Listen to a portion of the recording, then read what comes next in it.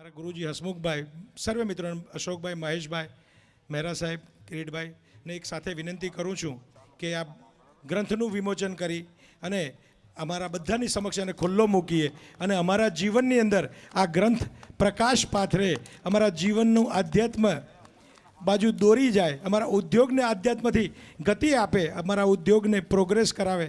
વાપી, વલસાડ અને સમસ્ત માનવ જાતના કલ્યાણ માટેની આ જે પ્રક્રિયા છે ભાઈએ ચાલુ કરેલી છે, કલ્યાણમાં આગળ વધે એવી શુભકામનાઓ હું કરી રહ્યો છું. અને આદરણીય ભાઈને આ પુસ્તક આપ સર્વેને સુધી પહોંચાડવા માટે આપ સર્વેની લાગણી એમની સમક્ષ પહોંચાડીને ખૂબ ખૂબ વંદન કરું છું, અભિવાદન કરું છું, નમસ્કાર કરું છું. ખૂબ ખૂબ આભાર. એટલા જ માટે મેં કહું કે કાર્ણિકજી ઇંગ્લિશ ભાષા શીખવાડવા અહીંયા આવ્યા છે. વિશ્વ ભાષા છે, એની પણ જરૂરિયાત છે. કોને? હા ભાઈ બોલશે. इसी श्रृंखला में मैं आपको बता दूं, शरद भाई बार बार कह रहे थे कि ये गलती हुई क्षमा करना, ये गलती हुई क्षमा करना. भाइयों बहनों, मैं आपको बता दूं, शरद भाई में जो मैंने पाया त्याग और भक्ति की जो मूर्ति एसोसिएशन में और एसोसिएशन के प्लेटफॉर्म के थ्रू વાપીના આંગણે શરદભાઈના જીવી રીતના મહાપુરુષો જન્મ લીધા છે. મારા હિસાબથી એ પ્રોગ્રામની સક્સેસ આની સિવાય નથી પॉसिबल હતી. मैं तो शरद भाई यही कहना चाहूँगा कि क्षमा आपकी नहीं, क्षमा हम मांगेंगे कि हमारी तरफ से अगर कोई गलती हुई हो, त्रुटि हुई हो हमारे और आप सबकी तरफ से, वापी के नगर नागरिकों की तरफ से, तो इस एसोसिएशन के लिए हम कुछ काम आ सके तो बहुत बड़ा हमारा सौभाग्य होगा. जिसने एक लोटा जल 31 फीट शिवलिंग पे चढ़ा दिया और 7 दिन चढ़ा दिया, मतलब 1.5 करोड़ शिवलिंग पे जल चढ़ा दिया आपने, जो आपकी ज़िंदगी में उम्र भर में कभी नहीं चढ़ा पाएंगे, न चढ़ाया है और न चढ़ा पाएंगे. इसलिए इसका लाभ आपको लेना चाहिए. इस रुद्राक्ष को आगे कैसे ले जावे. बटुक भाई का सानिध्य हमारा ऋषिकेश के पावन गंगा किनारे हुआ और वहाँ से जो गंगा बही मेरे हिसाब से बहती जा रही है सूरत में, किशनगढ़ में, चित्तौड़गढ़ में, अब वापी में और हो सकेगा तो नगर में और विश्व में सभी जगह रुद्राक्ष का ये प्रचार ये फैलेगा. रुद्राक्ष एक धार्मिक ही नहीं बल्कि रुद्राक्ष एक आध्यात्मिक, एक शिक्षा और एक औषधि भी है. उसके लिए बटुक भाई ने अपनी पुस्तक, अपनी ग्रंथ में, मैं तो कहूँगा ग्रंथ ही नहीं, ये शास्त्र है. इस शास्त्र में बटुक भाई ने बहुत कुछ लिखा है. 1 से 14 मुखी रुद्राक्ष के महत्व लिखे हैं. उसका क्या औषधि के हिसाब से यूज होता है वो लिखा है, और इसको कब धारण करना चाहिए, कौन सी बीमारी में धारण करना चाहिए और क्या पाने के लिए आपको धारण करना चाहिए वो भी लिखा है. तो इतने सारे मंत्र जिस गुरुजी ने एक ही शास्त्र में, एक ही ग्रंथ में लिख दिए हो, तो वैसे रुद्राक्ष को अपने को घर घर पहुंचाना है. और इसी श्रृंखला में गुरुजी की आज्ञा से एक विचार आया कि क्यों नहीं एक परमानेंट संस्था का फाउंडेशन किया जाए और उसका नाम रुद्राक्ष रिसर्च फाउंडेशन रखा जाए. और गुरुजी ने उसकी आज्ञा दे दी. मैं गुरुजी से विनती करूंगा आज्ञा का अनुमोदित करें. और अनुमोदित के अलावा मेरी इच्छा मेरे हृदय से निकली थी कि इस रुद्राक्ष रिसर्च फाउंडेशन की शुरुआत के लिए हमारी तरफ से, हमारे आर काबरा चैरिटेबल ट्रस्ट की तरफ से, हमारे परिवार की तरफ से रुद्राक्ष रिसर्च फाउंडेशन को एक बिगिनिंग और कह दीजिए शुरुआत की कलम के रूप में कॉर्पस का भेंट मैंने गुरुजी को प्रदान कर दी की शपथ ली है. इसका आप लोग मैक्सिमम इससे जुड़ेंगे. मैं सबका हार्दिक आभारी हूँ। मैं आज यहाँ आ रही थी भगवान के दर्शन के लिए, भोलेनाथ के दर्शन के लिए। हमारे जो भाई हैं उन्होंने बताया दीदी ऐसे ऐसे 31.25 फुट का और 21 लाख रुद्राक्ष से शिवलिंग बना है। तो सुन के पहले विस्मय हुआ, आश्चर्य हुआ। 21 लाख रुद्राक्ष का उन्होंने समय एक साथ किया, उसका एक साथ दर्शन करना ही अपने आप में महापुण्य की बात है। एक साथ रुद्राक्ष आप 21 लाख एकत्र ही नहीं करेंगे, पहली बात तो, यदि आप पारिवारिक स्थिति में हैं तो। दूसरी बात, यहाँ आकर जब भोलेनाथ का दर्शन किया और यहाँ का वातावरण एकदम शिवमय लग रहा है। आज का ये विमोचन का आयोजन, इसमें ये जो धरा है, ये धरती कितनी भाग्यशाली है। भगवान आए और VIA ने इसके ऊपर पंचपत्र का बिली पत्र चढ़ाया। ऐसा मैं महसूस यहाँ पे आया हूँ शिवरात्रि से, शिवरात्रि के अगले दिन से। वैसे बिली पत्र 3 पत्ता का होता है, लेकिन वापी VIA ने उसको 5 पत्ता का बेलपत्र चढ़ा दिया है। इसमें होमात्मक, अभिषेकात्मक, ज्ञानात्मक, अध्यात्मक और रचनात्मक, ये 5 पन्ना मुझे दिख रहा है। सुबह से शाम तक यहाँ जितने भी लोग आए, ये सुबह से लेकर अभिषेक शुरू होता है, यज्ञ शुरू होता है, ज्ञान यज्ञ शुरू होता है और सेवादान यज्ञ। अभिषेक माने यहाँ पे बहुत बड़ी मानव सेवा। आज दंत यज्ञ हो रहा है, रक्ताभिषेक भी हुआ, रक्तदान कैंप और सर्वरोग निदान कैंप, मेडिकल फ्री में दवाइयाँ। जब से ये प्रोग्राम शुरू हुआ है, कोई भी मरीज आवे, उनको जैसी भी दवा चाहिए, मतलब ये 5 प्रकार के यज्ञ, ये 5 बिली पत्र VIA ने भगवान शंकर को शिवरात्रि के दिन चढ़ाया है। शिवरात्रि के दिन यदि कोई भी आदमी एक बार ओम नमः शिवाय बोल करके एक पत्ता भी चढ़ा देने तो त्रिजन्म पाप, त्रिदलम त्रिगुणाकारम त्रिनेत्रम च त्रिआयुधम त्रिजन्म पाप संहारम एक बिल्व शिवार्पणम। आपने एक बिल्व त्रिदल वाला नहीं, आपने 5 दल वाला बिलीपत्र शिवरात्रि के दिन भगवान को चढ़ाया है। आपका तीन जन्म का नहीं, 7 जन्म का, पूरे वापी विस्तार के पापों को नष्ट कर दिया महादेव ने। ऐसा कार्य किया है, ऐसा कार्य किया। मुझे तो कहने दो, एक इतिहास बन गया वापी में। न भूतो न आवती काल कुछ हो, ये बात अलग है, लेकिन आज तक का इतिहास वापी में एक कायम कर दिया है। और उसमें भी आगे 4 चांद लगे ऐसा कार्य, जो कि बटुक भाई के बारे में जितना कहूँ शिव पुराण शायद कम पड़े, इतना इनका बटुक भाई का भी गुण है। जब से वो तो मेरे छोटे भाई हैं, मेरे गोद में पले हैं, मेरे गोद में बड़ा हुआ है, लेकिन जब से उनको समझ आई है तब से वो शिव के चरण में ही है। कल शरद भाई बड़े भाई आए थे, वो भी कह गए आज मैं पुनरावर्तन कर दूं।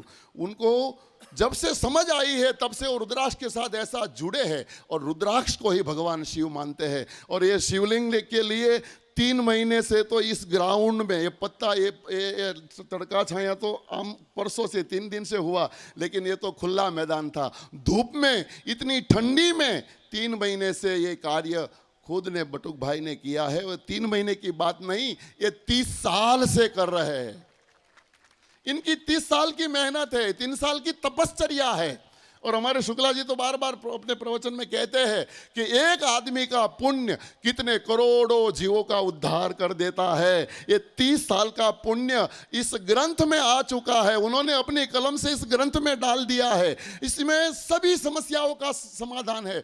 दुनिया की कोई भी समस्या लेकर के आओ, तन की हो, मन की हो, या वास्तविक भाषा में कहो तो धन की हो, सबकी समस्या का उकेल रुद्राक्ष शिव का नैसर्गिक उपहार नाम दिया है। ये नैसर्गिक है और सारी बाधाएं संसार में जो हम आए हैं, हमें रोग किसी भी प्रकार का हुआ हो तो रुद्राक्ष आपका रोग नष्ट कर देगा। यदि मन की कोई समस्या है, आप रुद्राक्ष धारण करो, आपकी मन की समस्या नष्ट हो जाएगी। और धन के लिए तो भोले बाबा के भंडार में इतना भंडार भरा है कि एक चपटी भभूत में है खजाना कुबेर का, उसके आगे कुबेर कंगाल है। एक चपटी, हमारे एक कड़ी गा लेते हैं, बखान क्या करूं मैं उन राखों के ढेर का, चपटी भभूत में खजाना कुबेर का। खान क्या करूं मैं लाखों के ढेर का, चपटी भभूत में है खजाना कुबेर का। है गंगाधार मुक्ति द्वार ओमकार तू, ओमकार तू। आयो शरण तिहारे शंभु तार तार तू। आदरणीय काबरा जी ने एक नई शुरुआत की है। काबरा जी, हम आपके नक्शे कदम पर चलना सोच रहे हैं और मैं वापी इंडस्ट्री एसोसिएशन की ओर से रुद्राक्ष रिसर्च इंस्टीट्यूट में आप जितना योगदान दे रहे हैं ऐसी शुरुआत मैं कर रहा हूं। जैसे कहीं कुछ बनने जा रहा है तो नींव की ईंट बनने का मौका आपने दिया है। काबरा जी चार्टर्ड अकाउंटेंट है, इसलिए क्रेडिट बैलेंस की बात कर रहे थे। मैंने कभी नहीं सोचा था 21 लाख मल्टीप्लाई बाय 7 मीन्स ये करोड़ के ऊपर जाता है, तो आपने हमको दिखा दिया। खूब खूब आभार पंकज भाई, भरत भाई, गुरु जी, आप सर्वे ने मेहमानों ने मारा नमस्कार। जन आंगणिये ए थया होई जा जा उत्पातो रे, तर छोड़ो एना ए जी आंगणा रे जी, हे तर छोड़ो एना आंगणा। શિવ કે આપણને આમંત્રણ હોય તો જ જવાય, અને વગર આમંત્રણે જઈએ તો આપણું સન્માન ન વધે, ઉલટાનું અપમાન થાય। जिस जगह जाके इंसान छोटा लगे, જ્યાં જઈને આપણું અપમાન થાય, ત્યાં જવાનું કામ શું?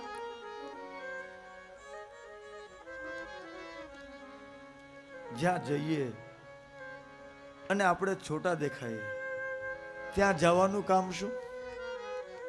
जिस जगह जाके इंसान छोटा लगे, जिस जगह जाके इंसान छोटा लगे, उस बुलंदी पे जाना नहीं चाहिए, उस बुलंदी पे जाना नहीं चाहिए। ऐसी सक्सेस को मारो गोली जिसमें हमारी परंपरा का हनन हो रहा हो, एवी जगह न जवाय। अपनी पैतृक परंपराનું અપમાન થતું હોય, આપણી કુળની ખાનદાનીનું અપમાન થતું હોય, ભલે ત્યાં કરોડો રૂપિયા મળતા હોય, છોડો એને, ત્યાં ન જવાય। ભગવાન શિવ કહે કે ભગવાનને પગે લગાય, કોઈ માણસને સજદા કરાય, કોઈને વારંવાર પગે લગાય, પણ કેટલું લગાય?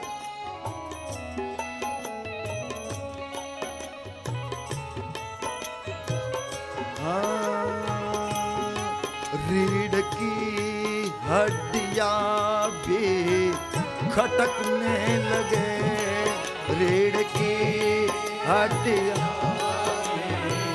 रीढ़ अर्थात ये पाछળ વાળો કરોડરજ્જુ, अशोक भाई आ करोड़रज्जु। रीढ़ की हड्डियां भी खटकने लगे, मणको तूटी जाए ने ओलो पट्टो बांधवो पड़े एटलू कोईने पगे न लगाए। हाँ, रीढ़ की हड्डियां भी खटकने लगे, रीढ़ की हड्डियां भी खटकने लगे। खुद को इतना झुकाना नहीं चाहिए, खुद को इतना झुकाना नहीं चाहिए। ब्राह्मणों ना गला सुकाई गया।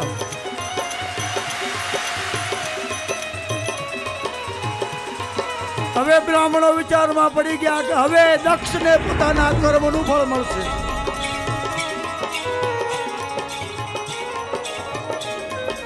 જ્યારે માં અંબાએ કીધું કે હું આ ગોત્રને ત્યાગી દઈશ, ધીરે ધીરે માં અંબા, માં જગદંબા આગળ જાય છે। ધીરે ધીરે ઉત્તર દિશામાં માં સતીનું પ્રસ્થાન ભગવાન શિવનું સ્મરણ કરતા કરતા જમણા પગના અંગુષ્ઠમાંથી અગ્નિનો પ્રાદુર્ભાવ કરે છે અને ધીરે ધીરે ધીરે એ અગ્નિ માં સતીના દેહને સમાપ્ત કરે છે. ભગવતી બળીને ભસ્મ થઈ ગઈ. ભગવતીના ગણોને શિવ ગણોને ખબર પડી એટલે હાહાકાર. બધા ગણો યજ્ઞશાળામાં આવ્યા, મારો મારો. પરંતુ ભૃગુ મહારાજે યોગ માયાથી ગણોને ઉત્પન્ન કરી શિવ ગણોને મારીને ભગાડ્યા. નારદજી ભગવાન શિવ સન્મુખ આવીને કહે કે હે મહાદેવ, સતી ગુજરી ગયા. નારદજી રડવા લાગ્યા. શંકર કે પત્ની મારા હતા, તમે રડો શું કામ? મને ખબર હતી. તો કે મહાદેવ તમે એને જવા શું કામ દીધા? તો કે મેં નથી મોકલ્યા, એની જાતે ગયા છે. નારદે કીધું તમારા ગણોને મારીને ભગાડ્યા, ગણોને મારીને ભગાડ્યા. એમ કીધા ભગવાન લાલ ચોર થઈ ગયા. ભગવાન શિવની જટા ખોલી ગઈ અને જટામાંથી 2000 હાથ વાળો 2000 હાથ વાળો વીરભદ્ર પ્રગટ થયો. લાલ ચટાક જીભ વાળો રૌદ્ર સ્વરૂપ, મુંડોની માળા પહેલો એ વીરભદ્ર ભગવાન શિવ પાસે આજ્ઞા માંગે છે. યજ્ઞોની પ્રેરણા કરનારો, યજ્ઞોના આદેશ કરનારો અને અજ્ઞો સંપન્ન કરાવનારો મહાદેવ કહે છે કે જાઓ યજ્ઞનો નાશ કરો.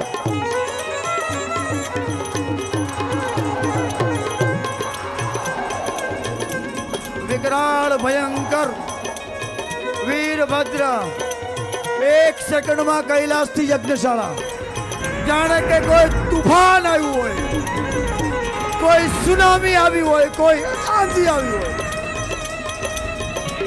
યજ્ઞશાળા તોડવા મળ્યો, પ્રાંગવંશ તોડ્યું, પત્નીશાળા તોડી, સ્થાપનો ઉપાડી ઉપાડી સ્વાહા. એમ લાગે છે કે હમણાં સૃષ્ટિનો નાશ કરી નાખશે. વીરભદ્રની સાથે અનેક દેવીઓ આવી.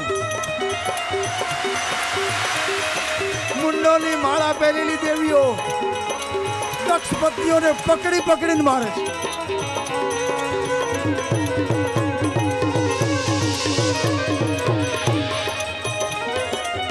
વીરભદ્રે સીધો દક્ષને પકડ્યો.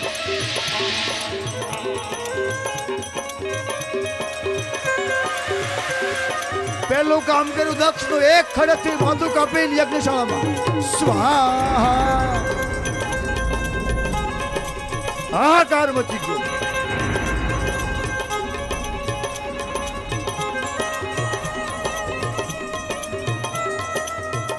ભગ દેવતાઓને પકડી એની આંખોના ડોળા કાઢી નાખ્યા.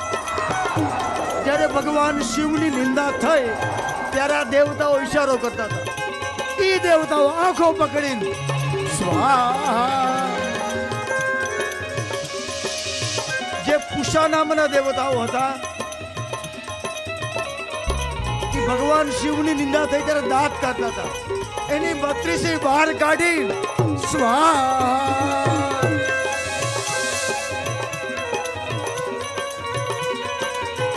પશુને જોઈ અને વીરભદ્ર સહિત ગણોને ગુસ્સો આવ્યો. બ્રાહ્મણો પોતાના ધોતિયા સંકેલીને ભાગી ગયા. હવે બ્રાહ્મણોને ખબર પડી કે દક્ષિણા નહીં મળે. બ્રાહ્મણો ક્યાં હોય? લાડવા હોય ત્યાં હોય, બાકી મારામારીમાં આમાં કોઈ દી ન હોય.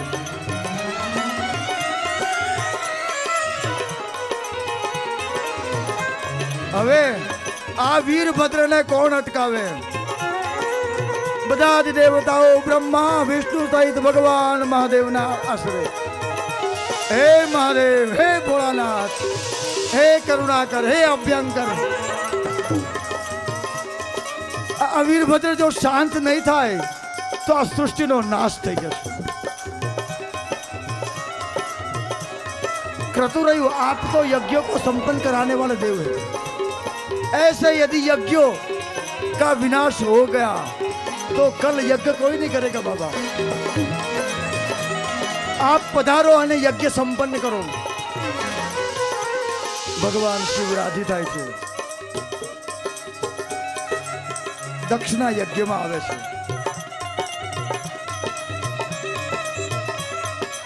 દક્ષિણા મસ્તક ઉપર અજ એટલે કે બકરાનું માથું મૂકે છે અને જે યજ્ઞમાં પોતાની સ્વપત્ની ધર્મપત્ની વિલય થયા છે એ જ યજ્ઞને ભગવાન શિવ પૂર્ણ કરે છે.